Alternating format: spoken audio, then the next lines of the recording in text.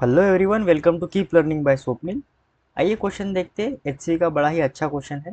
A block of 2 kg is suspended from the ceiling through a massless spring of spring constant k is equals to 100 newton per metre. What is the elongation of the spring if another 1 kg is added to the block? What would be the further elongation? ठीक है। सो यहाँ पे एक ceiling से क्या लटका है? Spring, massless spring है। ठीक है। तो ये यहाँ पे होगा ये मासलेस स्प्रिंग। उसके ऊपर क्या लटका है? हमने एक 2 kg का मास वाला बॉक्स यहाँ पे लटका है। तो जाहिर सी बात है, नीचे की तरफ 2g फोर्स आएगा because of the acceleration due to gravity.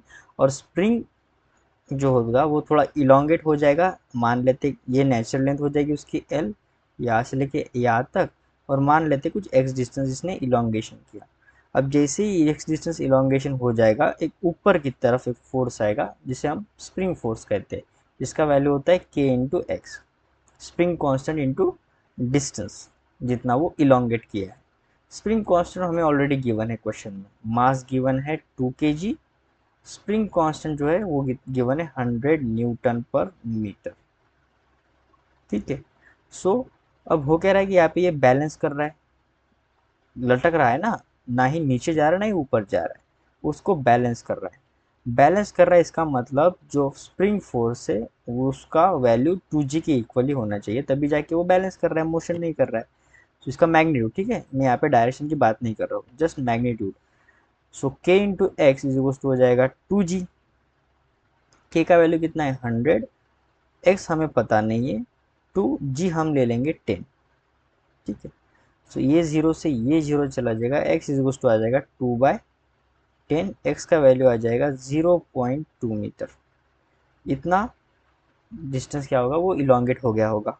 अब फर्दर क्वेश्चन कह रहा है कि अगर मैंने 1 kg उसको और दे दिया, ठीक है, तो क्या हो जाएगा? वो जो स्प्रिंग फोर्स है, ठीक है, स्प्रिंग फोर्स, स्प्रिंग कांस्टेंट तो एक ही रहेगा, डिस्टेंस थोड़ा सा और बढ़ जाएगा। जाहिर सी बात है, आप अगर 2 kg है, 1 kg और डाल दोगे तो क्या हो जाएगा? थोड़ा सा इलोंगेशन और हो जाएगा, यानी अब x की जगह x डैश हो जाएगा, इतनी सी बात हो जाएगी।